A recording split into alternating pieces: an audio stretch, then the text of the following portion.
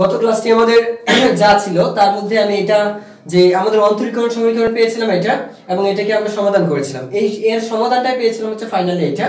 এর সমাধানটা পেয়েছিলাম আমরা finally x = a sin omega t plus delta. তো এটার সমাধানটাই পেয়েছিলাম হচ্ছে এইটা।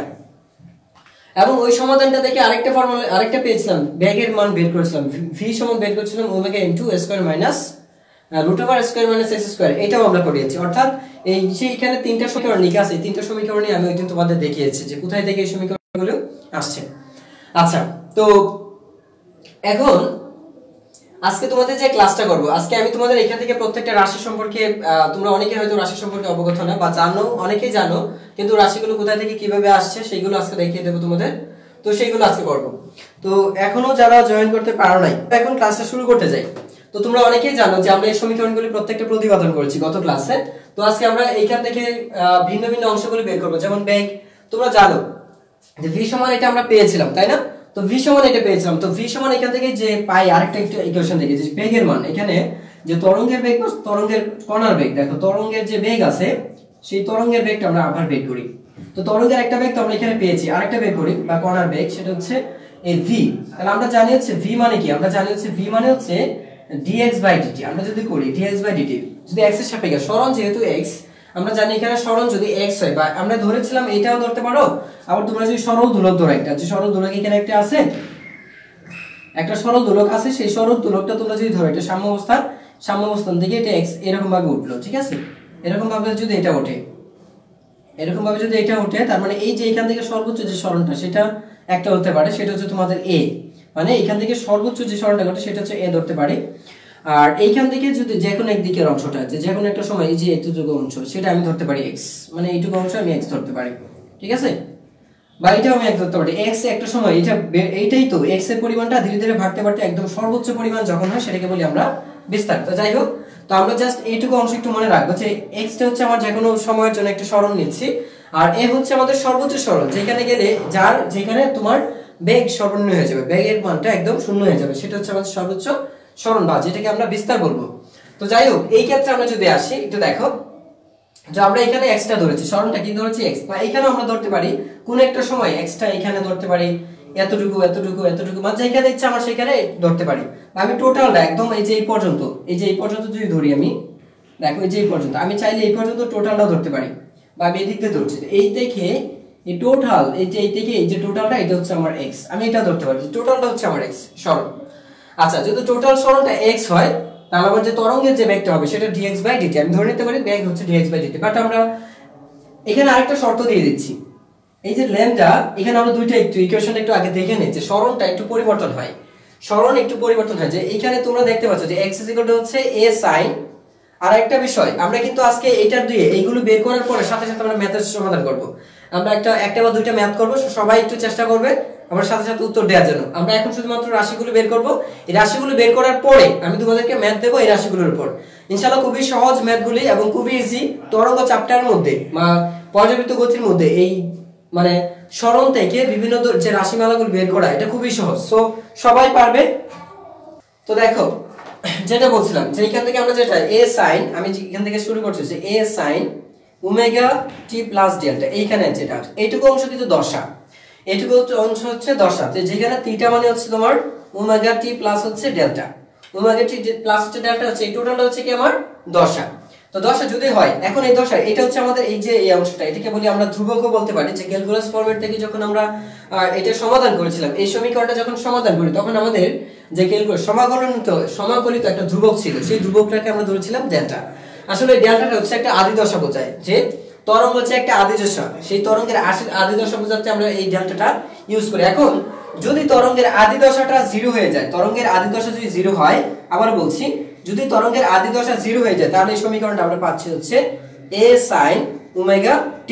তাহলে এই সমীকরণটা হবে a sin ওমেগা t, তার মানে সরণের একটা সমীকরণ পেয়েছি। এই সমীকরণটা আবার চেঞ্জ হতে পারে, এই সমীকরণটা আবার এরকম হতে পারে যে দেখো যে a sin, কিন্তু বাট যদি এই ডেল্টাটা যদি এরকম হয় যে π/2, আদি সরণ যদি π/2 থাকে, আদি সরণটা যদি এখানে π/2 আকারে থাকে, π/2 থাকে, তাহলে কি হবে? তাহলে এখানে সমীকরণটা হবে হচ্ছে a sin omega t plus হচ্ছে a ডেল্টা। এটাকে আমরা লিখতে পারি কিভাবে লিখতে পারি? a sin দেখো a sin omega t plus delta মানে কি পাই বাই 2, যেহেতু ডেল্টা সমান আমরা কত ধরেছি পাই বাই 2 ধরেছি।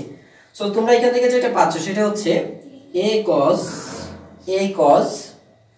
দেখো তো a cos pi by omega t, এখান থেকে একটা সমীকরণ পেয়েছি। অর্থাৎ আমরা কিন্তু কণার সমীকরণ দুই ভাবে বের করতে পারি, একটা হচ্ছে a cos sin omega t আর একটা হচ্ছে a cos omega t, a sin omega t আর একটা হচ্ছে a cos ওমেগা t। তোমরা হয়তো ওই কোঅর্ডিনেট গুলো সবাই বোঝো, যে এই কোঅর্ডিনেট গুলো আমরা সবাই জানি যে চতুর্থ কোঅর্ডিনেট। এখন চিন্তা করে দেখো এই যে এখানে দেয়া আছে এই যে sin আমাদের ছিল, যে আমরা জানি যে sin pi by 2 plus minus theta এরকম একটা ইকুয়েশন জানি আমরা, তাই না? আমরা সবাই এটা জানি যে sin pi by 2 omega t, তাই না? সো এরকম টাইপের যদি কখনো দেয়া থাকে তো sin পাই বলতে তো আমরা বুঝি কি পাই বাই 2 বলতে এইটুকু বুঝি, তাই না? তো sin এখন যেহেতু এখানে প্লাস আছে, এখন প্লাস কত আছে এই থিটার মান কত? থিটা হচ্ছে ওমেগা t, এখানে থিটা বলতে আমি বোঝাচ্ছি হচ্ছে ওমেগা t, ওইখানে তো উল্টা ভাবে লেখা আছে সেটা। তো কিভাবে আসলে এটা হয় পাই বাই 2, তো পাই বাই 2 বলতে তো আমরা এইটুকু বুঝি। এখন এই থিটা থাকার কারণে সেটা কি হবে এই কোঅর্ডিনেটে পৌঁছাবে, অর্থাৎ sin এবং cos এর ঘরে চলে যাবে। আমরা জানি sin এবং cosec, এটা হচ্ছে sin এবং cosec আর এটা হচ্ছে অল পজিটিভ, তাই না? কোঅর্ডিনেট গুলো আমরা চতুর্ভাগগুলো সবাই জানি হয়তো। তো এখানে যখন যাবে তোমরা জানো যে মূল ফরম্যাটটা হচ্ছে এরকম যে n pi by 2 plus minus theta. যদি এই ফরম্যাটে থাকে, এটা ত্রিকোণমিতিক একটা সূত্র ছিল যে n pi by 2 plus minus theta, যেখানে n এর মান যদি জোড় হয় তাহলে হয়ে যায় কি, তাহলে কোনো পরিবর্তন হয় না, তাহলে ত্রিকোণমিতিক অনুপাতের কোনো পরিবর্তন হয় না। বাট যখন n এর মানটা বেজোড় হয়ে যায়, n এর মান যখন বেজোড় হয় তখনই কিন্তু sin থাকলে হয়ে যায় cos, tan থাকলে হয় cot আর sec থাকলে হয় cosec। তো এগুলো তো কনভার্ট হয়ে যায়। তোমরা কি তারপরে আবার যখন আমি কমেন্ট করি তখন আচ্ছা। তো সবাই দেখো এই যে n এর মানটা যদি জোড় হয় তাহলে আমরা জানি হচ্ছে ত্রিকোণমিতিক অনুপাতের কোনো পরিবর্তন হয় না, ঠিক আছে? আর যদি n এর মান পরিবর্তন হয় আর যদি বেজোড় হয় জোড় হয় তাহলে কোনো পরিবর্তন হবে না। তো এখানে যেটা দেখতে পাচ্ছি sin পাই বাই 2, sin এর সাথে কিন্তু এই যে পাই বাই 2 এর সাথে কিন্তু একটা 1 আছে, যেহেতু 1 আছে 1 হচ্ছে একটা বেজোড় সংখ্যা। তো আমরা জানি যদি n এর মান বেজোড় হয় তাহলে sin থাকলে cos আর cos থাকলে sin, দ্যাটস ওয়াই এটা হয়ে যাবে কি cos হয়ে যাবে। এখান থেকে আসবে কি প্রথমে আসবে cos। কেন cos আসছে? cos আসার কারণটা হচ্ছে n এর মান এখানে যে 1 আছে, এখানে n এর মান কত আছে 1 গুণ আকারে আছে এইজন্য। তারপর হচ্ছে চিহ্নটা প্লাস হবে নাকি মাইনাস হবে, যেহেতু sin এর নিচে পড়ে গেছে সো এটা নিচেরটাই হবে, সো sin থিটা হবে cos থিটা, এই থিটাই cos থিটা। এখন থিটা মানে কত ওমেগা t, যেহেতু থিটা সমান হচ্ছে ওমেগা t তাই এইজন্য আমি সরাসরি লিখতে পাচ্ছি হচ্ছে এটা।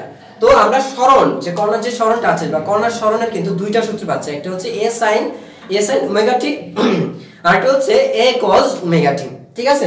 এবং কোন ফরম্যাটে এটা যখন 0 হবে ডেল্টা ইজ ইকুয়াল টু 0 হবে তখন হচ্ছে a sin ওমেগা t, আর যখন delta is equal to pi by 2 হবে তখন হবে a cos ওমেগা t। তো আশা করি তোমরা এটা খুব সিম্পলি বুঝতে পারছো যে এটা খুব সহজ একটা বিষয়। তো এখন দেখি আমরা অন্য একটা অংশ দেখি এখন। তো এখন আমরা ব্যাক বের করি যে আমরা ব্যাকটা কি আসে। তো তোমরা যারা এগুলো একটু বুঝতে পারছো তো একটু আগে আমার মনে হয় এটা তোমাদের বলে দেওয়া উচিত, তা নয়তো তোমাদের সমস্যা হবে। দেখো যে আমরা জানি দুইটা তরঙ্গ শীর্ষ বা দুইটা তরঙ্গ পাতের মধ্যবর্তী যে দূরত্ব এটাকে বলি তরঙ্গ শীর্ষ, আর এগুলোকে বলি আমরা তরঙ্গ পাত। যে দুইটা তরঙ্গ শীর্ষ বা দুইটা তরঙ্গ পাতের মধ্যবর্তী দূরত্বকে বলি আমরা তরঙ্গ দৈর্ঘ্য, তাই না? তো এই যে এই ল্যাম্বডাটা হচ্ছে কি তরঙ্গ দৈর্ঘ্য প্রকাশ করে, ল্যাম্বডাটা হচ্ছে তরঙ্গ দৈর্ঘ্য প্রকাশ করে। এখন আমাদের যেগুলো বের করা উচিত বা আমরা যেগুলো বের করতে যাচ্ছি সেটা হচ্ছে তরঙ্গের বেগটা কি, v সমান হচ্ছে dx/dt। এখন লক্ষ্য করে দেখো তো এখানে ইকুয়েশনটা কি আসে, আমরা জানি হচ্ছে dt, আমরা একটু সময় দাঁড় যদি এটা ইন্টিগ্রেশন ডিফারেন্সিয়েশন করি আমরা x সমান জানি কি a sin ওমেগা t। তো a sin ওমেগা যদি t হয় তাহলে তোমরা এটা জানো হয়তো যে এটা হয়ে যাবে কি a, তো a আর এখানে পাবে হচ্ছে তোমরা এইটুকু থেকে আমরা এইটুকু sin কে করলে কি পাই cos, sin কে যদি করি তাহলে পাচ্ছি হচ্ছে আমরা cos পাই, sin এর অন্তরীকরণটা কি হয় cos ওমেগা t। আচ্ছা a sin omega t, but এইটুকুকে তুমি যদি আবার করো তখন কি পাচ্ছ তোমরা শুধু পাচ্ছ ওমেগা, তাহলে a sin omega t into এত। আশা করি তোমরা এইটুকু বুঝতে পারছো যে যদি আমরা এটাকে অন্তরীকরণ করি তাহলে পাচ্ছি a omega cos omega t, a omega cos omega t। এইটা হচ্ছে আমাদের বেগের সমীকরণ। এই যে আমরা বেগের যে অন্তরীকরণ ফরম্যাট সেটা হচ্ছে আমাদের এইটা, ঠিক আছে? বেগের কিন্তু আরেকটা ফরম্যাট আছে v সমান omega into √2 square minus x square, ওই ফরম্যাট আর এই ফরম্যাট কিন্তু দুইটা এক না। তাহলে দেখো এটা হচ্ছে আমাদের বেগের একটা ফরম্যাট পেয়েছি। তো আশা করি তোমরা এটা বুঝেছো। এখন কিভাবে পেয়েছো আবার বলে দিচ্ছি যে প্রথমে আমরা এটা করেছি, দেখো a এত একটা ধ্রুবক, এটাকে করার দরকার হয় না, আবার করে দিচ্ছি আমি। a হচ্ছে একটা ধ্রুবক, এটাকে আমার করার দরকার নেই, তাহলে আমি করব আগে, আমি করব হচ্ছে sin ওমেগা টি। তো আমরা জানি sin থিটা হলে সরাসরি আমি cos থিটা লিখতাম, কিন্তু sin থিটার পরিবর্তে এখানে কি আছে, ওমেগা টি আছে, যেহেতু সময়ের সাথে একটা সহগ আছে, সময়ের একটা সহগ আছে, সো সময়টাকে আবার অন্তরীকরণ করা যাবে। তাহলে আমাকে এটা টোটালি আবার এটাকে নতুন করে অন্তরীকরণ করতে হবে। তাহলে পাঁচ হচ্ছে a ইনটু, প্রথমে আমি এটাকে করছি, এটাকে যদি করি তাহলে হচ্ছে sin ওমেগা টি করে ফেললাম, sin ওমেগা টি করেছি। এখন যেহেতু এখানে দেখো শুধু থিটা নেই, থিটার সাথে আরেকটা কি চলক সম্মিলিত, মানে যেহেতু সময়ের সাপেক্ষে করছি সেই সময়ের সাথে একটা সহগ আছে, তো আমি এটাকে আবার অন্তরীকরণ করব। এরকম টাইপের যখনই থাকবে তখন তোমাকে এটাকে আবার অন্তরীকরণ করতে হবে, এবং অন্তরীকরণ তুমি যদি করো তাহলে কি এই যে এটাকে নতুন করে অন্তরীকরণ করবা। কোনটাকে করছি আমরা, ওমেগা টিকে। একটু লক্ষ্য করে দেখো যে প্রথম হচ্ছে আমি টোটালটাকে করেছি, অন্তরীকরণ করে এটা পেয়েছি, তারপর হচ্ছে এই যে থিটার পরিবর্তে চলকের পরিবর্তে এখন কি আছে, চলকের সহগ আছে। যদি চলকের সহগ থাকে তখন চলকের সহগ সহ তোমাকে আবার অন্তরীকরণ করতে হবে। যদি করো তাহলে কি পাচ্ছি আমি, a, এটা তো cos হয়ে যাবে, সরি এটা তো cos হবে আমাদের, a cos, তাহলে পাচ্ছ হচ্ছে a cos omega t into, এই যে এটাকে যদি করো তুমি তাহলে পাচ্ছ কি শুধুমাত্র ওমেগা পাচ্ছ। তাহলে ফরম্যাটটা যদি সাজাও তাহলে পাচ্ছ হচ্ছে a omega cos omega t। তাহলে আমরা কিন্তু এখানে বেগের আরেকটা ফরম্যাট পেয়েছি, যে v, আর v সমান কত পেয়েছি, v সমান পেয়েছি হচ্ছে a omega cos omega t। তো বেগের কিন্তু আরেকটা ফরম্যাট পেয়ে গেলাম। আচ্ছা, ত্বরণের আমরা একটা ইকুয়েশন জানি, এটা কিন্তু ত্বরণ। তো ত্বরণ আমরা এখানে কত জানি, ত্বরণ কিন্তু a সমান হচ্ছে minus omega square a omega square x জানি, এটা কিন্তু আমাদের ত্বরণ। এই যে এইখানে যেটা আছে এই যে মাইনাস ওমেগা স্কয়ার a, এই যে এটাও কিন্তু একটা ত্বরণ, এটা কিন্তু একটা ত্বরণ, দুটোই কিন্তু ত্বরণ। আর মূলত এটা হচ্ছে আমাদের অন্তরীকরণ ফরম্যাট ছিল। আচ্ছা, এখন ত্বরণে তোমরা ওই ফরম্যাটটা জানো, ত্বরণের তো আরেকটা ফরম্যাট আছে, তাহলে আমরা সেটা কি হবে দেখো। তো ত্বরণে যদি আমরা ওইটা বের করতে চাই যে আমাদের অন্তরীকরণ ফরম্যাটটা আসে, অর্থাৎ এটাকে করলেই হচ্ছে। আমরা জানি হচ্ছে তোমরা যদি এটা বুঝে থাকো, এখন আমরা ত্বরণটা বের করে ফেলি। ত্বরণটা আমরা এখন বের করে ফেলি। তো ত্বরণটা কিভাবে বের করব আমরা, তো আমরা ত্বরণের সংজ্ঞাটা জানি হচ্ছে, ত্বরণ মানে হচ্ছে a হচ্ছে dv/dt, আমরা এটা সবাই জানি dv/dt।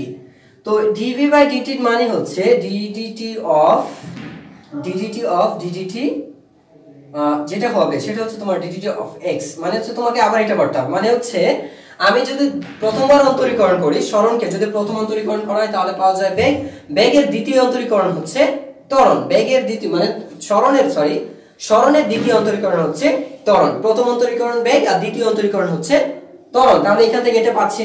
তো আমরা জানি হচ্ছে এটার মান আমরা অলরেডি পেয়ে গেছি, যে dx/dt আমরা অলরেডি পেয়েছি। v সমান কি ছিল, dx/dt, আর dx/dt সমান পেয়েছি হচ্ছে a omega cos omega t, এটা আমরা পেয়েছি, তাই না?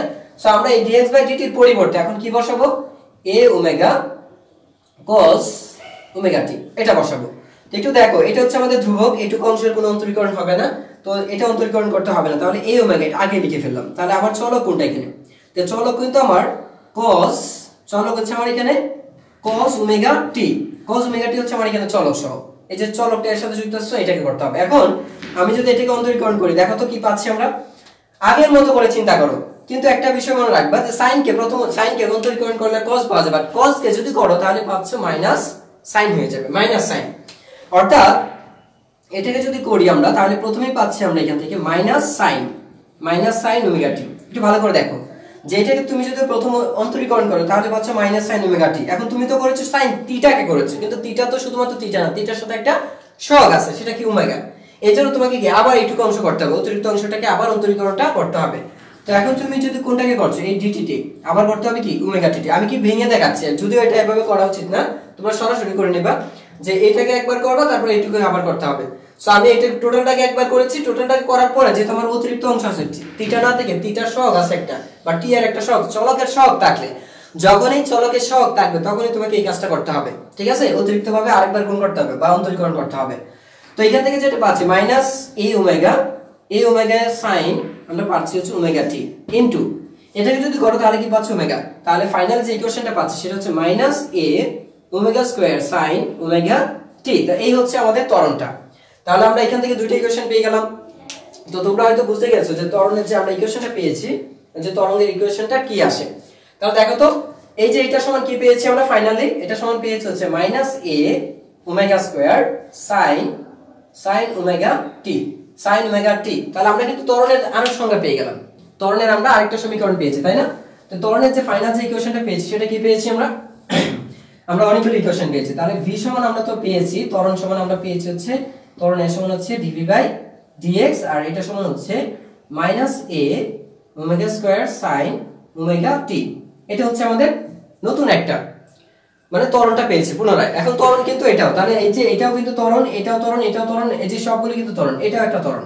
আবার এটা হচ্ছে, এটা কিন্তু অন্তরীকরণ ফরম্যাটটা, ত্বরণের অন্তরীকরণ ফরম্যাট হচ্ছে আমাদের এটা, যে dv বাই dx বাই এর সমান হচ্ছে এত। ঠিক আছে, এখন দেখো, এখন আমরা যেটা করব, এখন এখান থেকে আরো দুইটা বিষয় বের করা যায়। যাই হোক, আমি এটা আগে মুছে দিচ্ছি, এটা আমাদের এখন দরকার নেই, পরবর্তীতে আমি এখানে তোমাদের বুঝিয়ে দেব। এখন যেগুলো বের করছি আমরা সেগুলো আগে বের করে নিই। তো লক্ষ্য করে দেখো যে আমরা যেগুলো বের করছি, এখানে আমরা যেগুলো করছি তার মধ্যে এখন আমরা বের করব কোনটা? এখন আমরা বের করব হচ্ছে বেগ। আমরা এখান থেকে বেগটা আমরা যেহেতু অলরেডি বের করি, ত্বরণ বের করেছি, বেগ বের করেছি, ত্বরণ বের করেছি, সরণ বের করেছি, তিনটা ফরম্যাট আলাদা আলাদা বিষয়ভাবে আলাদা আলাদা ভাবে বের করেছি। সো আমি একটু তোমাদের ডিসিপ্লিন ওয়াইজ লিখে দিচ্ছি, তোমরা সবাই একটু দ্রুত লিখে ফেলো। আমরা এটা কত পেয়েছি? এটা পেয়েছি হচ্ছে a sin, মূল ফরম্যাট হচ্ছে a sin omega t plus হচ্ছে delta omega t plus delta. But case 1 এর ক্ষেত্রে, কেস 1 হচ্ছে কি, কেস 1 এর ক্ষেত্রে হচ্ছে যখন ডেল্টা, কেস 1 হচ্ছে কি যখন ডেল্টা, আজকে এখন শর্তগুলি শিখাবো শুধু, ডেল্টা ইজ ইকুয়াল টু 0, তখন আমরা পেয়েছি হচ্ছে তখন x ইজ ইকুয়াল টু, তখন এই সরণটা হবে হচ্ছে a sin ওমেগা t, এটা হবে। কেস 2 হচ্ছে, এখান থেকে আমরা বলতে পারি কেস 2 হচ্ছে কি যখন, কেস 2 হচ্ছে যখন ডেল্টা ইজ ইকুয়াল টু হচ্ছে পাই বাই 2, তখন আমরা কি পেয়েছি? তখন আমরা পেয়েছি হচ্ছে a cos, তখন আমরা পেয়েছি a cos ওমেগা t। তো এইটুকু পেয়েছি, তাই না?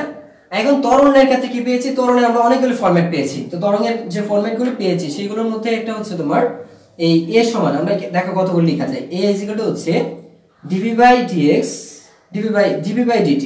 ত্বরণের যে ফরম্যাটটা সেটা হচ্ছে dv বাই dt অথবা d স্কয়ার x বাই হচ্ছে dt স্কয়ার, অথবা এখান থেকে আমরা লিখতে পারি হচ্ছে মাইনাস ওমেগা স্কয়ার x, এটাও লেখা যায়, অথবা তুমি লিখতে পারো মাইনাস, অথবা তুমি লিখতে পারো হচ্ছে মাইনাস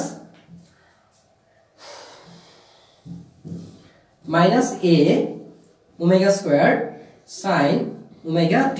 এই হচ্ছে আমাদের ত্বরণের ফরম্যাটটা, একটা ত্বরণ যেটা পেয়েছি, মানে ত্বরণ হচ্ছে আমরা সবগুলো হচ্ছে আমাদের ত্বরণ প্রকাশ করে। আচ্ছা, আর বেগের যেটা পেয়েছি, আমরা যদি বেগের যদি চিন্তা করি তাহলে v সমান পেয়েছি হচ্ছে আমরা dx বাই dt, মূলত মূল ফরম্যাট হচ্ছে dx বাই dt। আর এখান থেকে আমরা যেটা পেয়েছি সেটা হচ্ছে একটা পেয়েছি omega root over a square minus x square minus x square. আচ্ছা, এখান থেকে আরেকটা শর্ত আছে, আমি একটু সেটাও লিখে দিই। এখন ত্বরণ কখন ম্যাক্সিমাম হবে, কখন ত্বরণ সর্বনিম্ন হবে? এখন লক্ষ্য করে দেখো, ত্বরণ কিন্তু নির্ভর করছে সরণের উপর, ত্বরণটা কণার সরণের উপর নির্ভর করে। অর্থাৎ যদি কণার সরণটা সর্বোচ্চ হয়ে যায়, এটা দিয়ে আমরা বলবো না, এটা বাদ, এটা দিয়ে বোঝা যায়, এটা দিয়ে তো অটোমেটিক বোঝা যাচ্ছে সর্বোচ্চ ত্বরণটা হবে।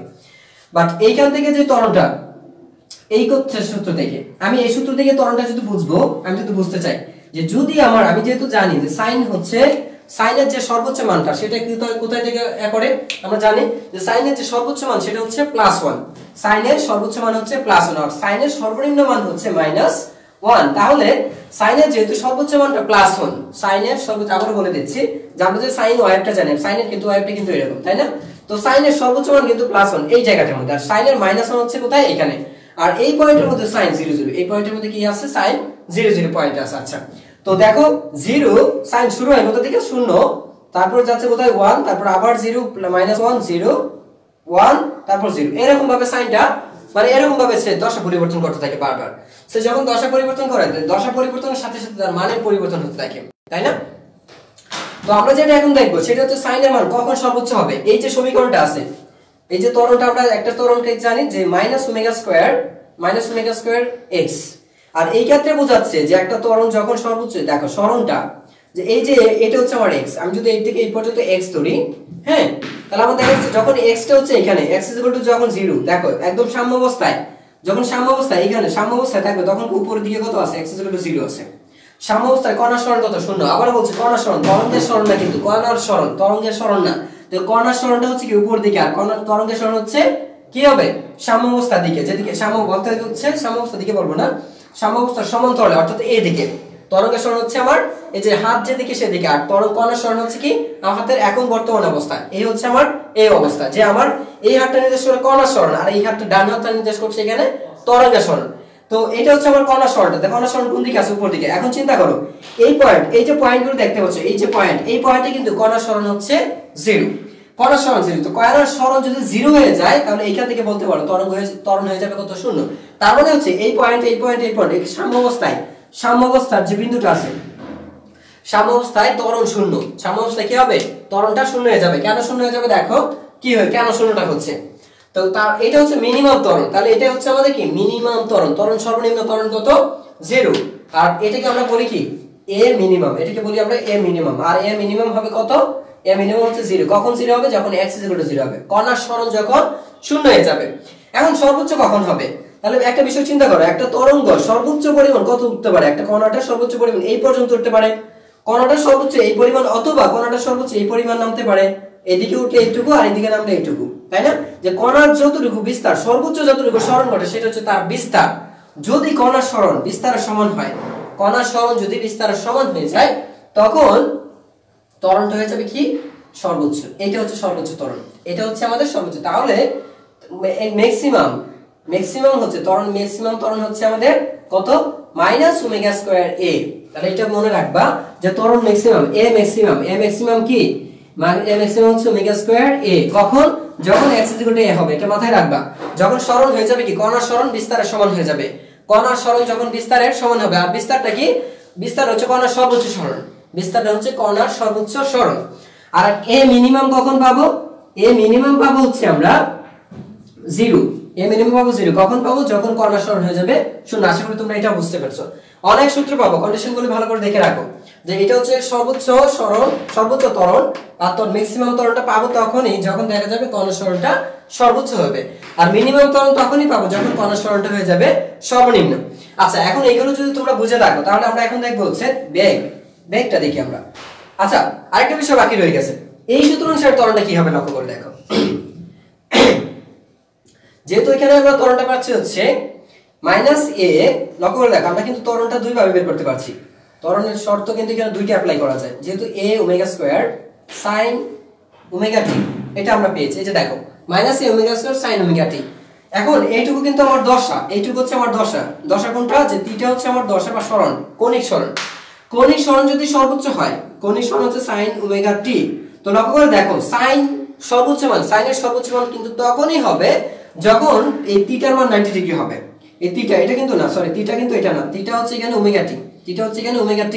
তো যদি ωt এর মান 90 ডিগ্রি হয় বা π/2 হয়, লক্ষ্য করে দেখো যদি থিটার মানটা 90 ডিগ্রি হয় অথবা π/2 হয়, π/2 অথবা 90 ডিগ্রি হয়, তখন কিন্তু সাইনের সর্বোচ্চ মান হবে 1। তখন sin ωt এর সর্বোচ্চ মান কত হবে? 1। আর sin ωt এর সর্বোচ্চ মান যদি 1 হয়, তখন কিন্তু ত্বরণটা হয়ে যাবে কি ম্যাক্সিমাম। ত্বরণটা কি পাচ্ছি আমরা? ম্যাক্সিমাম ত্বরণ পাবো। আশা করি তোমরা এটা বুঝতে পেরেছো যে ম্যাক্সিমাম ত্বরণ পাবো তখনই যখন সাইনের মান হবে সর্বোচ্চ, সাইনের মান যখন হবে সর্বোচ্চটা।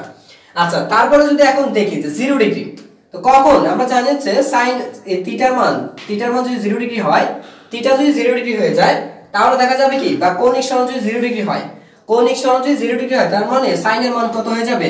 সাইন এইটার মান 0 ডিগ্রি হয়ে যাবে, 0 হয়ে যাবে। সাইন 0 ডিগ্রির মান হচ্ছে 0। তো সাইন 0 ডিগ্রির মান এটা বোঝাচ্ছি, দেখো এই ওমেগা থিটার মান হচ্ছে কত? ওমেগা থিটার মান হয়ে যাবে 0 ডিগ্রি।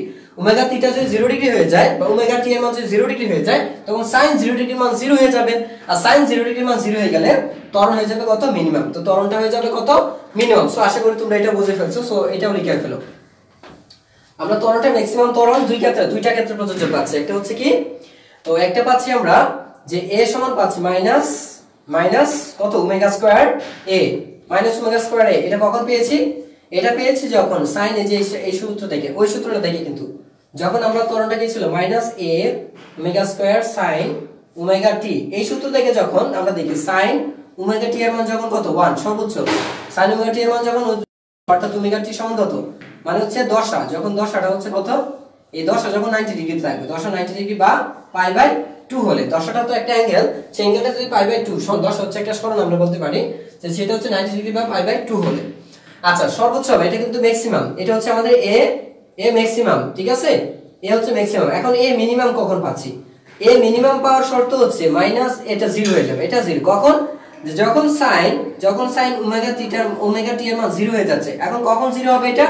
যখন দেখা যাবে থিটার মান বা ওই যে ওমেগা টি, থিটা বা দশা হচ্ছে আমার ওমেগা টি, এটার মান 0 ডিগ্রি হবে, ওমেগা টি এর মান হবে 0 ডিগ্রি, তখন হয়ে যাবে কি এটা 0। তো আশা করি তোমরা এটা ভালো করে বুঝে গেছো যে এটা আসলে কি হবে।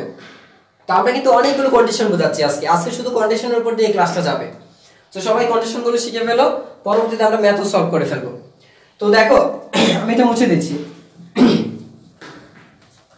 তো যারা যারা কন্ডিশনগুলো অলরেডি বুঝে গেছে, এখন দুইটা কন্ডিশন আমাদের বাকি আছে, সেটা হচ্ছে বেগের কন্ডিশনগুলো বাকি আছে। তো বেগের কন্ডিশনগুলো কি ছিল আমাদের?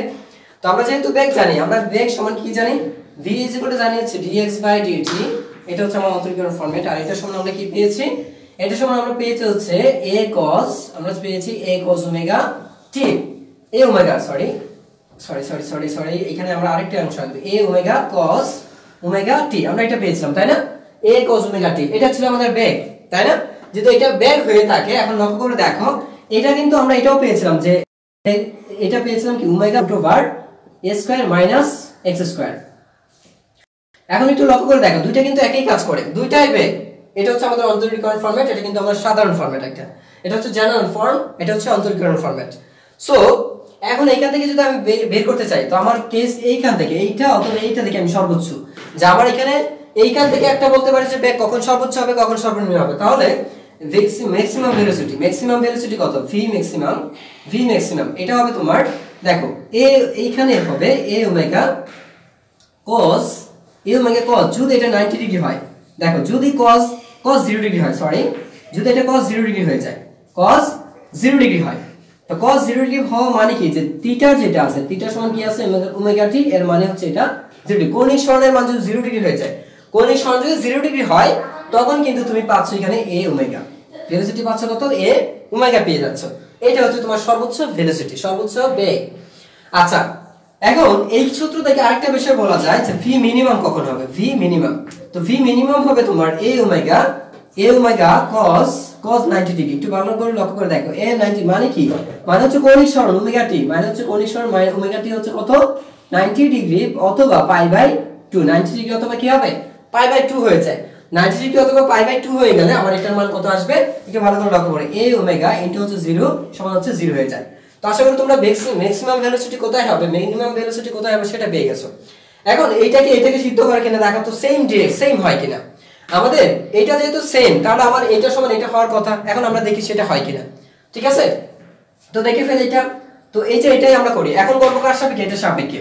তো আমি আগে দেখিয়েছি এই সূত্রের সাপেক্ষে কখন ম্যাক্সিমাম ভেলোসিটি পাবে আর কখন মিনিমাম ভেলোসিটি পাবে। তো ম্যাক্সিমাম ভেলোসিটি হবে a ওমেগা যখন তোমার দশাটা হবে 0 ডিগ্রি, অর্থাৎ তোমার যে কৌণিক সরণ, দশা বলতে এখানে কৌণিক সরণটা বোঝাচ্ছি, তো কৌণিক সরণ যখন 0 ডিগ্রি হয়ে যাবে, ওমেগা t এর মান হবে 0 ডিগ্রি, তখন 0 ডিগ্রি হয়ে গেলে আমরা দেখব হচ্ছে a ওমেগা, কারণ হচ্ছে cos 0 ডিগ্রির মান হচ্ছে সর্বোচ্চ, কারণ হচ্ছে এখানে টোটালি ডিপেন্ড করছে যে cos এর উপর, যে cos এর সর্বোচ্চ মানের জন্য আমি পাবো হচ্ছে ম্যাক্সিমাম ভেলোসিটি আমি, ঠিক আছে, আর cos এর সর্বনিম্ন মানের জন্য পাবো আমি মিনিমাম ভেলোসিটি।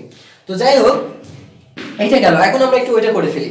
তো আমরা অলরেডি দেখে ফেলছি এটা, তো এখন আমরা দেখব হচ্ছে ওই সূত্রের সাপেক্ষে একই রেজাল্ট আসে কিনা, একই রেজাল্ট আমাদের আসে কিনা। তো আশা করি এটাও একই রেজাল্ট হবে।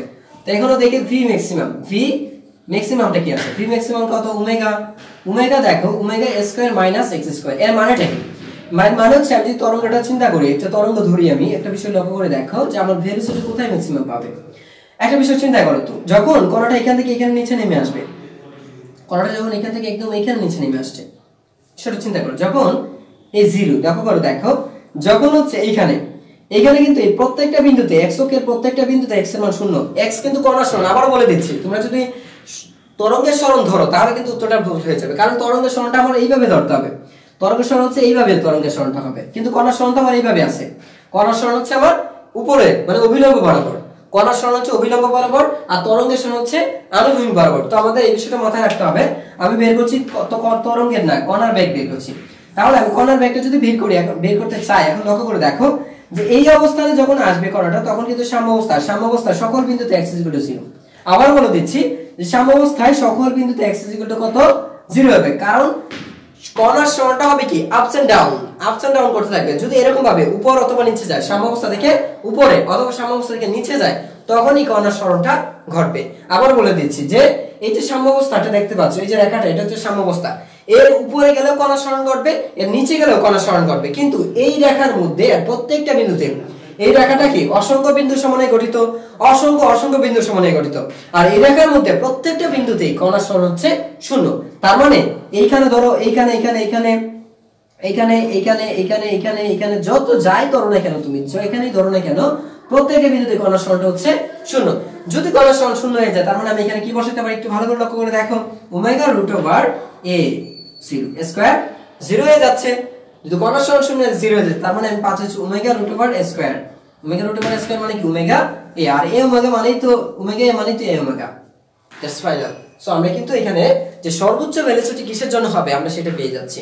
সর্বোচ্চ ভেলোসিটি কোথায় পাবো আমরা? সর্বোচ্চ ভেলোসিটি পাবো হচ্ছে আমরা কোথায়? সাম্য অবস্থানে, কণার সাম্য অবস্থানে। যখনই কণাটা সে উপর থেকে সর্বোচ্চ মান অথবা সর্বনিম্ন মান থেকে সাম্য অবস্থায় ফিরে আসবে, যখনই কণা সাম্য অবস্থায় ফিরে আসবে তখনই আমরা এর সর্বোচ্চ মানটা পেয়ে যাব। তো আশা করি তোমরা এটা বুঝে ফেলছো যে ম্যাক্সিমাম ভেলোসিটি আমি কোথায় পাবো। এখন যদি বলি মিনিমাম ভেলোসিটি কোথায় পাবো আমরা দেখে ফেলি একটু আমরা। তো দেখো করে দেখো মিনিমাম ভেলোসিটি আমরা বের করতে, মিনিমাম ভেলোসিটি হচ্ছে m min। তো এটা পাবো সেম ভাবে ওমেগা রুট ওভার, আমরা একই সূত্র দিয়ে বের করব, a square minus x square. একটু ভালো করে লক্ষ্য করো, কণার সরণ যদি ঘটে, কণাটা তো এখানে শূন্য, এইখানে ঘটলে সেটা একটা মান হবে, কণার সরণ এখানে একটা হবে, কারণ এই কণাটা যেটা হবে ম্যাক্সিমাম যেটা পাবো একটা কণার জন্য পাবো, সবগুলো কণার জন্য কিন্তু ম্যাক্সিমাম পাবো না, কারণ সবগুলো কণাই কিন্তু একই অবস্থা থাকবে না, সমদশায় থাকবে না, এক এক সময় একটা। যেমন এইখানে যে কণাটা থাকবে, এখানে যে কণাটা থাকবে, এখানে যে কণাটা, তাদের কিন্তু ভিন্ন ভিন্ন সরণ ঘটছে, তাই না? তো ভিন্ন অবস্থা, তাদের ভিন্ন দশা, তাদের ভিন্ন ভিন্ন সরণ ঘটছে। তাহলে আমার এই যে এইখানে কণাটার জন্য আমি সর্বোচ্চ সরণটা পাচ্ছি। সরণ এখন এই কণাটা দেখা যাচ্ছে কি x এর মানটা একটা সময় বাড়তে বাড়তে বাড়তে বাড়তে কি এরকম, মানে এখান থেকে শুরু হয়েছে যে এখানে একটা কণা x, এখানে একটা সরণ, এখানে একটা সরণ x1 x2 x3 x4 x5 x6, একদম সেই এই পজিশনে আসার পর এর থেকে আর মানে এই পজিশনে আসার পর মানে এইটা দেখো বাড়ছে বাড়ছে বাড়ছে বাড়ছে বাড়ছে বাড়ছে, এখানে বাড়ছিল আবার কমছে কমছে কমছে কমছে। তাহলে দেখা যাচ্ছে একটা মাত্র বিন্দুতে কিন্তু মানটা সর্বোচ্চ পাওয়া যাচ্ছে, একটা মাত্র বিন্দুতে। তুমি প্রথমে দেখা যাচ্ছে নিচের দিকে বাড়ছে বাড়ছে বাড়ছে, আবার একটা বিন্দুতে যাওয়ার পরে আবার কমতে শুরু করে। তাহলে যে বিন্দুতে যাওয়ার পরে মানে সর্বোচ্চ একটা বিন্দু পাওয়া যায়, যে বিন্দুতে যাচ্ছে স্থির হয়ে যাচ্ছে, এবং ওই বিন্দু থেকে এমন একটা বিন্দুতে যাচ্ছে সর্বোচ্চ পরিমাণে, যে বিন্দু থেকে আবার কমতে শুরু করে। এমন একটা বিন্দুতে পৌঁছলাম যেখান থেকে আরেকটু মাত্র সরে গেলেই সরণটা কমে যাবে, তাহলে সেই বিন্দুটা হচ্ছে আমার সর্বোচ্চ উচ্চতা। সর্বোচ্চ উচ্চতা, আর সেই সর্বোচ্চ উচ্চতা হচ্ছে সর্বোচ্চ সরণ অথবা বিস্তার বলি, সেই সর্বোচ্চ সরণটাকে আমরা বলি বিস্তার। তাহলে আমার এই যে পয়েন্টটা তুমি দেখতে পাচ্ছ, এই যে পয়েন্টটা অথবা এই যে পয়েন্ট অথবা কি এই যে পয়েন্টটা, এখানে হচ্ছে a, আর a মানে কি এখানে x, এর মানে হচ্ছে কণার সরণ যখন সর্বোচ্চ হয়ে যাবে তখন সেটাকে বলি আমরা বিস্তার। অর্থাৎ কণার সরণ যখন বিস্তার হয়ে যাবে তখন আমরা লিখতে পারি কত, x = a। তার মানে আমি এখানে কি লিখবো এখন, omega root over a square minus a square. So আমরা পাচ্ছি হচ্ছে omega dot 0 = 0। So minimum velocity, তার মানে হচ্ছে আমরা এখান থেকে পাচ্ছি যে কণার ক্ষেত্রে, কণার সরণের ক্ষেত্রে ডিপেন্ড করে আমরা কণার সর্বোচ্চ ভেলোসিটি এবং কণার সর্বনিম্ন ভেলোসিটিটা বের করে নিতে পারি। সেটা কোন শর্তটা আমরা অলরেডি পেয়ে গেছি, যে যখন এটা কখন হবে, এই যে শর্তটা, এই শর্তটা কখন হয়েছে, এটা হচ্ছে তখনই, এটা হবে তখন যখন x = কি হবে 0। যখন x = 0 হবে তখন কণার সর্বোচ্চ বেগ হবে এটা, এটা হবে কণার সর্বোচ্চ বেগ।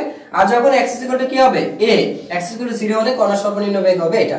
তো আমাদের বেগের কাজ শেষ, ত্বরণের কাজ শেষ, সরণের কাজ শেষ, অলরেডি অনেকগুলো কাজ শেষ করে ফেলেছি। এখন আমরা যাব পর্যায়কাল, কম্পাঙ্কের মধ্যে যাব, পর্যায়কাল, কম্পাঙ্ক এবং দশা। সবাই দেখো পর্যায়কাল, কম্পাঙ্ক এবং দশা, তোমরা একটু আমাকে কমেন্টে জানিয়ে কি বুঝতে পেরেছো। যাই হোক, আমরা এখন দেখি, আমরা এখন হচ্ছে তরঙ্গ, আমরা হচ্ছে এর সাথে সম্পর্কিত যে আরো রিলেটেড বিষয়গুলো আছে সেগুলো হচ্ছে কি পর্যায়কাল। আমরা এখন বের করব হচ্ছে পর্যায়কালটা। তো পর্যায়কালটা কি দেখো তো পর্যায়কাল হচ্ছে টি। তাই সেই টিটা আসলে কি, টি হচ্ছে তোমার যে একটা তরঙ্গ বা একটা কণা একটা পূর্ণ স্পন্দন সম্পন্ন করতে যতটুকু সময়ের প্রয়োজন, একটা পূর্ণ স্পন্দন সম্পন্ন করতে যতটুকু সময়ের প্রয়োজন। এর মানে হচ্ছে এখান থেকে শুরু করলো, একটা সাম্যাবস্থা থেকে শুরু করলো, কণাটা সে বিপরীত দিক হতে সে সাম্যাবস্থায় ফিরে আসলো। এই সাম্যাবস্থা অর্থাৎ সাম্যাবস্থায় ফিরে আসতে যতটুকু সময় লেগেছে, সাম্যাবস্থায় ফিরে আসতে সে যতটুকু সময় লেগেছে সেটাই হচ্ছে তার টি বা পর্যায়কাল। অথবা এটা বলা যায় একটা পূর্ণ স্পন্দন সম্পন্ন করতে যতটুকু সময়ের প্রয়োজন তাকে বলা হয় পর্যায়কাল। আমি এটা দিয়ে বুঝলাম। আমরা যদি সরল দোলকের ক্ষেত্রে বোঝাই, তাহলে সরল দোলকটার ক্ষেত্রে কেমন হবে ধরো, এই যে সরল দোলকটা, এটাকে আমি এখান থেকে টেনে আনলাম, এটাকে এখানে টেনে আনলাম, দেখো এটাকে এখানে টেনে এনে আমি যদি ছেড়ে দিই, টেনে আনলে ছেড়ে দিলে সেটা কি হবে, এদিকে উঠবে। এখন এইখানে উঠার পরে সে যদি আবার এখানে ফিরে আসে তখন এটাকে বলি আমরা পর্যায়কাল, একটা স্পন্দন, এটাকে বলি আমরা একটা স্পন্দন। মানে আবার বলছি, তুমি এটাকে সাম্যাবস্থা রেখে, এটা হচ্ছে সাম্যাবস্থা, এটা হচ্ছে সাম্যবিন্দু, তো তুমি যদি এটাকে এখান থেকে টেনে এনে এখানে স্থির রেখেছো, তারপর তুমি ছেড়ে দেওয়ার পর এটা এখানে যাবে, আবার এখান থেকে এখানে ফিরে আসবে, তো এই যে ছেড়ে দিয়েছো গেল এখানে, আবার সেটা এখান থেকে ফিরে আসলো, তাহলে এটাকে বলি আমরা একটা স্পন্দন।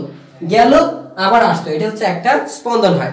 আবার স্প্রিং এর ক্ষেত্রে তুমি যদি ধরো যে স্প্রিং এর ক্ষেত্রে কেমন হয়, স্পন্দনটা কেমন হতে পারে, তো স্প্রিং এর ক্ষেত্রে তুমি যদি ধরো যে স্প্রিংটাকে তুমি টেনে এরকম ভাবে টেনে প্রসারিত করছো, তুমি টেনে এই যে এখানে ছিল স্প্রিংটা ছিল হচ্ছে এখানে, দেখো স্প্রিংটা ছিল হচ্ছে এখানে, তো স্প্রিংটা যদি এখানে থাকে তাহলে তুমি কি করছো, এটাকে এখানে নিয়ে আসছো, এখানে আনছো, ঠিক আছে।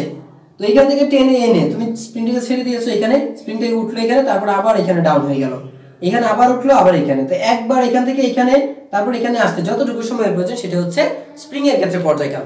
তো ভিন্ন ভিন্ন ক্ষেত্রে এরকম ভাবে পর্যায়কালটা আমরা দেখাতে পারি। একটা দেয়াল ঘড়ির ক্ষেত্রে যে তার যে কাঁটাটা ঘূর্ণনটা দেয়, এরকম ভাবে কাঁটাটা আছে, এরকম ভাবে একটা ঘূর্ণন দেয় এরকম, ঠিক আছে।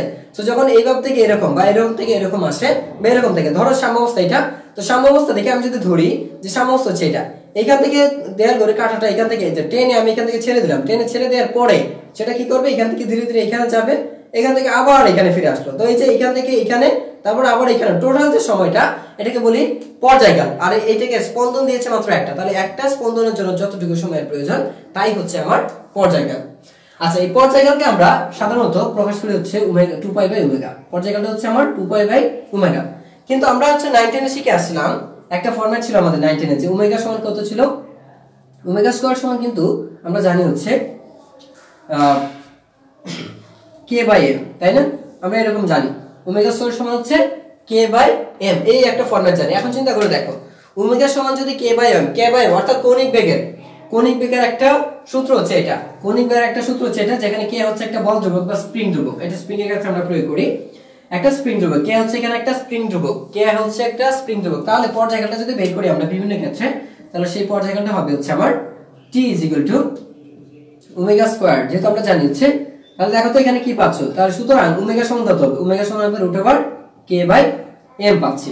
তাহলে আমরা এখানে মান বসিয়ে দেই, তাহলে 2π ওমেগার মান কত আসছে, এখানে ওমেগার মান হচ্ছে আমার √k/m এটা, তো এখান থেকে লিখতে পারি 2π * √m/k। আশা করি তোমরা এটা হয়ে গেছে, দেখো তো সবাই।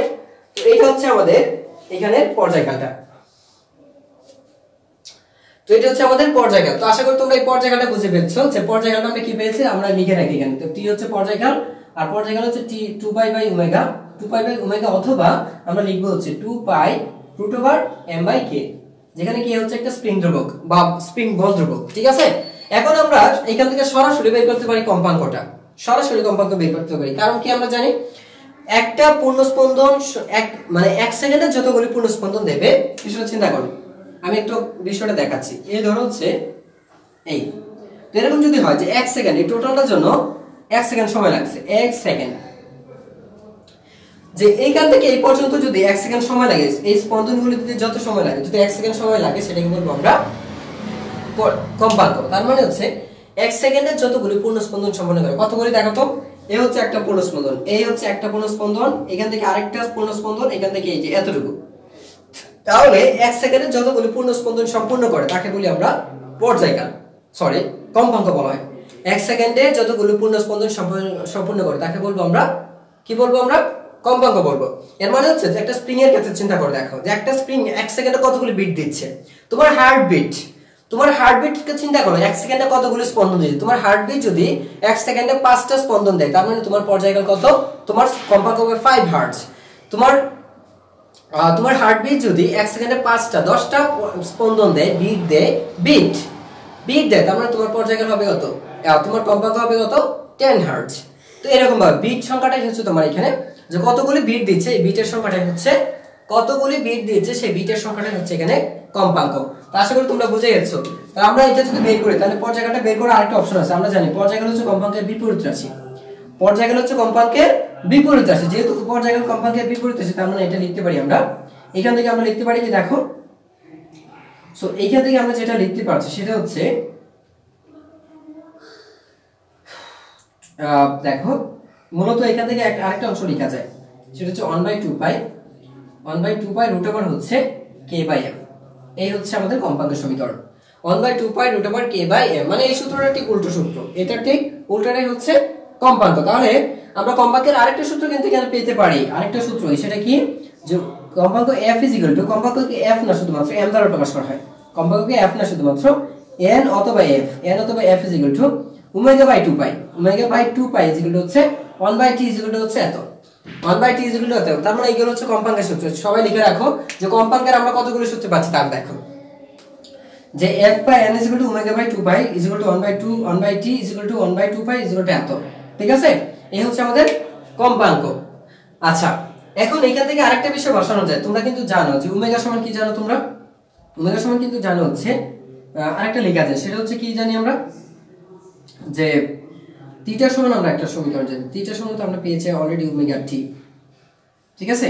তো ওমেগা সমানে কিন্তু আরেকটা টার্ম আছে, যাই হোক এখন সবকিছু মাথায় থাকে না আমাদের, হয়তো আমরা অনেক সময় সহজ বিষয়টা ভুলে যাই। তো অলরেডি আমার এখন সেটা মাথায় আসছে না, যাই হোক পরবর্তী ক্লাসে যদি মনে হয় তাহলে আরেকটা টার্ম আছে, এখানে আরেকটা টার্ম দেওয়া যায় তোমাদের, আমরা আরেকটা টার্ম এখানে ইনভলভ করতে পারি। সো পরবর্তী ক্লাসে ইনশাআল্লাহ মনে হলে বলে দেব তোমাদের। সো যাই হোক এখান থেকে আমরা কিন্তু এই সমীকরণগুলো পেয়েছি। তো আমাদের কম্পাঙ্ক গেল, পর্যায়কাল গেল, আর বাকি আছে কি আমাদের দশাটা, তাই না? তো দশাটা কি? দশা হচ্ছে এইটুকু, জাস্ট মনে রাখবা, দশা হচ্ছে কি সাইন ওমেগা টি ছিল না? দশা বলতে আমরা কি বুঝি? দশা হচ্ছে কোনো একটা তরঙ্গের একটা সম্মুখ অবস্থা বোঝায়, কোন একটা মুহূর্তে সেটা তার গতি কেমন আছে, গতিটা কেমন হচ্ছে, তার বেগ কত, ত্বরণ কত, ত্বরণটা কেমন আছে, সরণ কত, তার বিস্তার কেমন হবে, বলের মানটা কেমন হচ্ছে, এইগুলো যার দ্বারা আমরা বর্ণনা করতে পারি সেটা হচ্ছে দশা। যে কোনো মুহূর্তের একটা সম্মুখ অবস্থা, যে অবস্থার মাধ্যমে আমরা বল, ত্বরণ, সরণ, বেগ, বিস্তার সবগুলোকে বুঝতে পারি, ঠিক আছে? এটাই হচ্ছে আমাদের, আবারও বলছি, দশা হচ্ছে কি যার সাহায্যে তুমি বল পরিমাপ করতে পারো, বলের অবস্থা বুঝতে পারছো, বল, তারপর যে তোমার ত্বরণ, বেগ, বিস্তার, সরণ, এই সবগুলো যার মাধ্যমে তুমি ব্যাখ্যা করতে পারছো, তরঙ্গ দৈর্ঘ্য বলা যায়, তরঙ্গ দৈর্ঘ্য যার মাধ্যমে তুমি ব্যাখ্যা করতে পারছো, সবই হচ্ছে তোমার এখানে, সবগুলো হচ্ছে কি, সবগুলো হচ্ছে আমার দশা, ঠিক আছে? তো এই সবগুলো হচ্ছে দশা। তুই দশা বুঝে দেখো, তার মানে দশটা কিন্তু ইজিলি, এইটাই হচ্ছে দশা। থিটা হচ্ছে কি, থিটা, এই যে থিটা, সাইন থিটা লিখো না তোমরা, এই সাইন থিটা, সাইনের পরে যে অংশটা থাকবে, সাইনের পরে যে অংশ থাকবে সেটা হচ্ছে আমাদের দশা, সাইনের পরে যে অংশটা থাকবে সেটা হচ্ছে দশা। অবশ্যই সেটা কি থাকতে পারে, রেডিয়ানেও থাকতে পারে, ডিগ্রিতেও থাকতে পারে। তোমরা রেডিয়ানে থাকলে অবশ্যই ডিগ্রিতে কনভার্ট করে তারপরে ক্যালকুলেশন করবা, তাহলে সহজ হবে, আর নাহলে কিন্তু উত্তরটা ভুল আসবে, এটা মাথায় রাখবে। এটা হচ্ছে প্রতি মিনিটের কাটা, মিনিটের কাটার পর্যায়কাল কত? 60 সেকেন্ড, সরি 60 মিনিট, মিনিটের কাটার পর্যায়কাল হচ্ছে 60 মিনিট, সেকেন্ডের কাটার পর্যায়কাল হচ্ছে 60 সেকেন্ড, আবার ঘন্টার কাটার পর্যায়কাল হচ্ছে 12 ঘন্টা, 12 ঘন্টা। আবারও বলে দিচ্ছি, তোমরা তো একটা ঘড়ি চিন্তা করো, যে আমার হাতে ঘড়িটা আছে, এই ঘড়িটা কিন্তু 3টা কাটা আছে, এখানে এখানে 3টা কাটা আছে, 3টা কাটার 3টা পর্যায়কাল আছে। সেকেন্ডের কাটার পর্যায়কাল হচ্ছে, সেকেন্ডের কাটার পর্যায়কাল 60 সেকেন্ড, মিনিটের কাটার পর্যায়কাল হচ্ছে 60 মিনিট, আবার ঘন্টার কাটার যে পর্যায়কাল আছে সেটা হচ্ছে 12 ঘন্টা। তো এই হচ্ছে আমাদের, অবশ্যই এটা তুমি যে প্রশ্ন করেছিলে যে ঘড়ির কাঁটাটা, ঘড়ির কি পর্যায়কাল হবে? হ্যাঁ অবশ্যই ঘড়িটা পর্যায়কাল হবে, কিন্তু ফ্যানের যে ঘূর্ণনটা সেটা পর্যায়কাল হতেও পারে, না হতে পারে, কারণ সেটা নির্দিষ্ট সময় পর পর অতিক্রম হতেও পারে, কারণ পর্যাবৃত্ত গতি হইতে হবে, তো পর্যাবৃত্ত গতি হইলে তো তারপর সেটা পর্যায়কাল পাবে তুমি, ঠিক আছে? আগে মূল শর্ত হচ্ছে সেটা পর্যাবৃত্ত কিনা, পর্যায়বৃত্ত কিনা মানে পুনরায় সেটা আবির্ভাব ঘটে কিনা, এবং নির্দিষ্ট সময় পর পর সেটা হবে কিনা। যদি নির্দিষ্ট সময় পর পর সেটা হয় তখন সেটা পর্যাবৃত্ত হবে, আর পর্যাবৃত্ত হলে সেটা পর্যায়কালটা পাওয়া যাবে। আচ্ছা, তো আমাদের এটা গেল, তাই না? আমরা এই যে দশার মাধ্যমে কি কি বের করতে পারছি, সবগুলো বের করতে পারছি। সো আমাদের আরেকটা ক্যালকুলেশন বাকি আছে, সেটা হচ্ছে তোমার তরঙ্গ দৈর্ঘ্য। তো তরঙ্গ দৈর্ঘ্য হচ্ছে, যদি আমি হিসাবটা করি, সেই তরঙ্গ দৈর্ঘ্যটা আমরা ভি এর সাহায্যে ব্যাখ্যা করতে পারি। যে তরঙ্গ বেগ আছে আমরা জানি হচ্ছে যে ভি সমান কি জানি, আমরা একটি জানি সেটা হচ্ছে ভি ইকুয়াল হচ্ছে এফ ল্যামডা, ভি ইকুয়াল হচ্ছে এফ ল্যামডা। তাহলে ভি সমান যদি এফ ল্যামডা হয় তাহলে তরঙ্গ দৈর্ঘ্যটা কিন্তু এখান থেকে পেয়ে যাচ্ছি আমরা, ঠিক আছে? ওইখান থেকে তারপর তাছাড়া তোমরা আরেকটা বের করতে পারো যে ভি সমান এফ ল্যামডা, ভি সমান হচ্ছে এফ ল্যামডা। সুতরাং ল্যামডা সমান যদি বের করো, তো ল্যামডা সমান হচ্ছে তোমার V by F, V by F বলতে পারো, বা এটা থেকে ভি বাই এফ তো শুধুমাত্র না, আরো অনেক কিছু তৈরি করা যায়। এই তরঙ্গ দৈর্ঘ্য সমান তুমি কিন্তু আরো অনেক কিছু পাচ্ছ। কেন দেখাই, আমি একবার একটু দেখিয়ে দিই। তুমি ভি এর মান কি লিখতে পারছো? ভি সমান কিন্তু তুমি জানো হচ্ছে এ, তুমি জানো হচ্ছে a sine a omega cos, a omega cos omega t divided by তুমি কি জানো এ এত, আর ডিভাইডেড হচ্ছে এফ, ঠিক আছে? আমি দেখো, আমি এখান থেকে তরঙ্গ, তুমি যদি জানতে চাও অনেকগুলো এখানে টার্ম বের করা জায়গা যাবে যে তরঙ্গটা আসলে কোথা থেকে আসছে। তরঙ্গটা এখান থেকে আরো দেখানো যায় যে আমরা তো অলরেডি পেয়েছি এ ওমেগা কস ওমেগা টি, আর আসলে অনেক কিছু দেখানো যাবে। কিন্তু এফ মানে কি, এফ মানে কি জানি আমরা 2 pi by omega, omega by T, sorry omega by 2 pi, আমরা কিন্তু এটা জানি। এছাড়াও তুমি এটা সমান আরো কিছু বসাইতে পারো। এটা সমান কি জানো, তুমি এটার পরিবর্তে 1/t বসাতে পারতা, ঠিক আছে, ইত্যাদি বসাতে পারো। সো আমি এটা দেখাবো না, অনেক কিছু আসে, এটা আননোন একটা টার্ম চলে আসবে, মানে অনেক ধরনের টার্ম দেখানো যাবে, অনেক কিছু সাথে সম্পর্ক যুক্ত হবে। সো এটা দেখাচ্ছি না, জাস্ট একটু মনে রাখবে, এটা মনে রাখলে হবে। সো আরেকটা টার্ম হচ্ছে, সেটা হচ্ছে এস, দূরত্ব, যে একটা তরঙ্গ যতটুকু দূরত্ব অতিক্রম করে সেটা হচ্ছে তোমার এস। হ্যাঁ, এখন তরঙ্গটা কতটুকু দূরত্ব অতিক্রম করে সেখান থেকে তরঙ্গ দৈর্ঘ্যটা বের করা যাবে। তো এই হচ্ছে আমাদের টোটাল তরঙ্গ, যে আমরা জানি এইটা আর এটা মিলে হচ্ছে একটা তরঙ্গ দৈর্ঘ্য। হ্যাঁ, আবার এটা মিলে হচ্ছে একটা তরঙ্গ দৈর্ঘ্য হবে। আবার এইখান থেকে যদি এটা পাওয়া যায়, এই যে এটা বিস্তার যদি এটা হয় সর্বোচ্চ বিস্তার, তার মানে এখান থেকে আরেকটা তরঙ্গ দৈর্ঘ্য পাবে, এখান থেকে আরেকটা তরঙ্গ দৈর্ঘ্য। সো ওভারঅল যেটা আমরা বের করব সেটা হচ্ছে এস ল্যামডা এন। আমরা মনে রাখবো হচ্ছে এস ইজ ইকুয়াল টু হচ্ছে ল্যামডা এন, সবাই মনে রাখবে S is equal two lambda N, যেটা ক্লাস 10 এও তোমরা পেয়েছো। তাহলে এখান থেকে তোমরা তরঙ্গ দৈর্ঘ্যটা বের করতে পারছো, যে তরঙ্গ দৈর্ঘ্য হচ্ছে তোমার ল্যামডা ইজ ইকুয়াল টু হচ্ছে এস বাই এন। এখান থেকে আমরা বলতে পারি হচ্ছে এস বাই এন, মানে হচ্ছে সে, দেখো অতিক্রান্ত দূরত্ব বাই বিট সংখ্যা, কতগুলি বিট দিচ্ছে সেটা যে মোট অতিক্রান্ত দূরত্ব থেকে তুমি যদি বিট সংখ্যা দ্বারা ভাগ করে দাও, তাহলে কিন্তু তুমি এখান থেকে তরঙ্গ দৈর্ঘ্যটা পেয়ে যাবে। সো এটা ছিল আমাদের তরঙ্গ দৈর্ঘ্য। আমাদের দশা হলো, তরঙ্গ দৈর্ঘ্য হলো, সবই হলো। এখন বাকি আছে কি আমাদের একটা ম্যাথ, আমরা একটা ম্যাথ করে ফেলবো। এখন সবাই একটা ম্যাথের ক্যালকুলেশন করে ফেলি, দেখি কে কে পারে। খুবই ইজি একটা ম্যাথ দেবো তোমাদের, খুবই ইজি একটা ম্যাথ দেবো, দেখি তোমরা কে কে পারো। তো ধরো আমি এখানে বলে দিলাম যে সরল সন্ধিত গতিতে আমরা তো এখান থেকে ধরি যে সরল সন্ধিত গতি সম্পন্ন, ধরে নিলাম গতি সম্পন্ন গতি সমীকরণ ধরো হচ্ছে x এখানে দেয়া আছে 40 sin ধরো হচ্ছে 15 ধরো হচ্ছে পাই বাই 17 t এটা দিলাম, পাই বাই 17 এরকম একটা ইকুয়েশন দেয়া আছে। এখন তোমাকে প্রশ্ন করা হলো এক বিস্তার কত, তরঙ্গটির বিস্তার কত, তরঙ্গের বিস্তার আচ্ছা সবগুলো যদি বলি, তরঙ্গের একসাথে আমি যদি বলি, তরঙ্গের একসাথে বলে দিচ্ছি, তরঙ্গের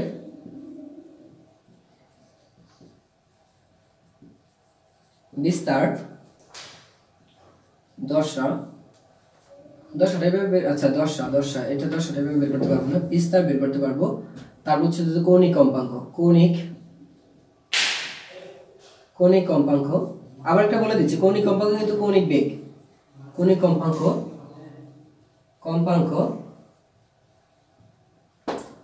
ত্বরণ, আচ্ছা ত্বরণটা পরে বের করি, আমরা ত্বরণটা পরে বের করি, এইটুকু আপাতত বের করো। পর্যায়কাল আরেকটা যেটা বের করতে পারবো সেটা হচ্ছে পর্যায়কাল, এখান থেকে আমরা পর্যায়কালটা পাবো। তো দেখি তোমরা কে বের করতে পারো, সবাই একটু আনসারটা লিখবা, আমাকে দেখাবা কে পারছো। পর্যায়কাল, তো সবাই এগুলো বের করো তো দেখি, তো আমি দেখতে চাই, আমি উত্তরটা দিয়ে দেবো, অবশ্যই সবার উত্তর দেবো, সবাই এখান থেকে বের করে দেখি।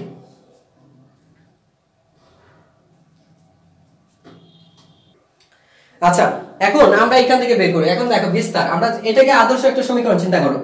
তো আমরা জানি হচ্ছে তরঙ্গের আদর্শ সমীকরণ হচ্ছে কণার সরণের আদর্শ সমীকরণ, কণার সরণের আদর্শ সমীকরণের সাথে আমরা তুলনা করব। আদর্শ সমীকরণটা কি জানি আমরা, বলো তো? আদর্শ সমীকরণ হচ্ছে x a sin omega t।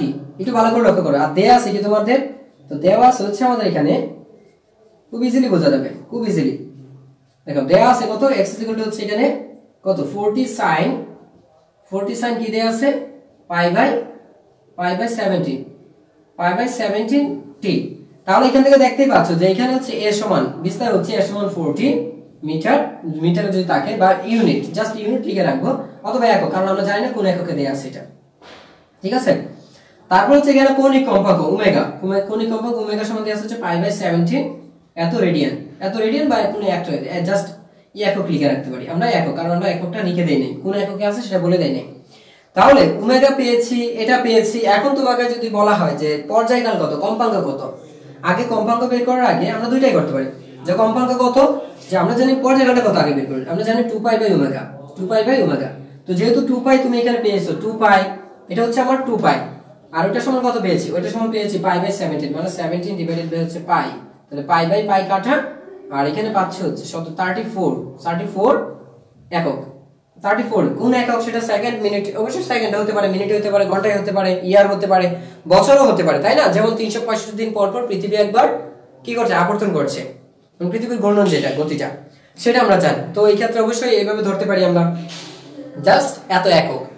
এখন কম্পাঙ্কটা কি হবে? সুতরাং কম্পাঙ্ক হবে f = 1/t, জাস্ট এইভাবে লিখে দিলে হবে 1/t। তো 1/t মানে 1/34, কারণ আমরা জানি কম্পাঙ্ক হচ্ছে পর্যায়কালের বিপরীত রাশি। কম্পাঙ্ক হচ্ছে পর্যায়কালের বিপরীত রাশি, তো আমরা এটা লিখতে পারি।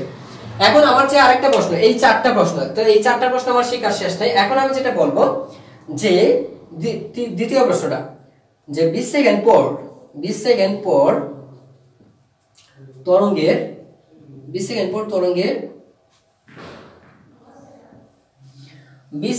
তরঙ্গের যেটা আমরা বের করতে পারি সেটা হচ্ছে বলতে পারি যে সরণ কত, সেটা আমরা বের করতে পারি। যে 15 সেকেন্ড পর সরণ কত হতে পারে,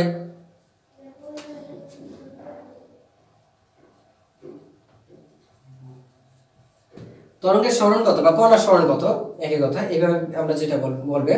আবার যদি 20 সেকেন্ড পরে তোমাকে যদি এটা বলে দশা কত, 20 সেকেন্ড পরে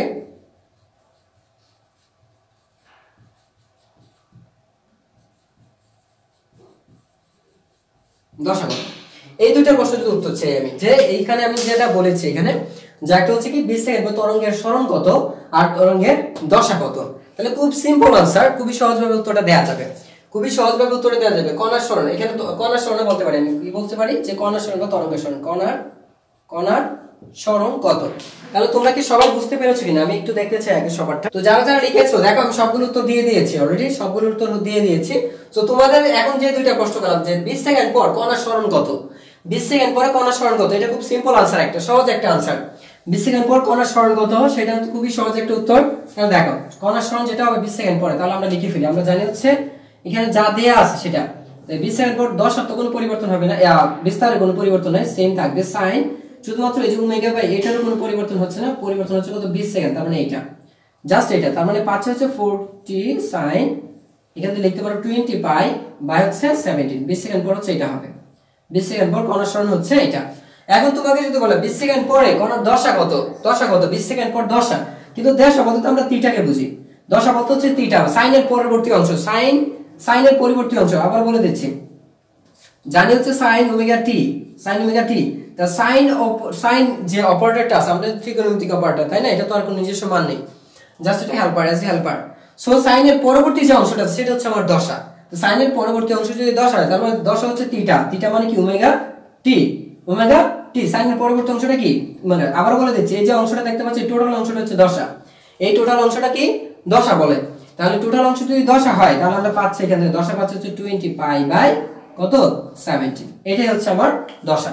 তো আশা করি তোমরা সবাই এটা বুঝতে পারছো, এটা খুব কঠিন কিছু না অংশ না, যে ওমেগা তো যা আছে, ওমেগা হচ্ছে কত পাই বাই 17, আর বলছে 20 সেকেন্ড পরে তো 20 দ্বারা গুণ করতে হবে, এটাকে টি এর মান 20 বসাই দিলে তুমি দশাটা পেয়ে যাচ্ছ। সো যারা যারা বুঝতে পেরেছো, আজকে আমরা ম্যাথমেটিক্যাল মোটামুটি হচ্ছে আমরা কি আছে তরঙ্গের মধ্যে অনেকগুলো, আমরা পরবর্তী ক্লাসটা যেটা নেব সেটা হচ্ছে গতিশক্তি, শক্তি সংরক্ষণশীল নীতি মেনে চলা, খুবই ইম্পর্টেন্ট একটা টপিক থাকবে, খুবই ইম্পর্টেন্ট একটা টপিক থাকবে, সেটা হচ্ছে কিভাবে গতিশক্তি, তরঙ্গের যে শক্তি আছে, তরঙ্গ যে শক্তির সংরক্ষণশীল নীতি মেনে চলে, আমরা পরবর্তী ক্লাসে সেটা আলোচনা করব। এবং বিভিন্ন বিন্দুতে কোন বিন্দুতে সর্বোচ্চ গতিশক্তি পাওয়া যাবে, কোথায় সর্বনিম্ন গতিশক্তি পাওয়া যাবে, কোথায় সর্বোচ্চ বিভব শক্তি থাকবে, কোথায় সর্বনিম্ন বিভব শক্তি থাকবে, এই বিষয়গুলো নিয়ে আমরা পরবর্তী ক্লাসে আলোচনা করব। তো সবাই ভালো থেকো।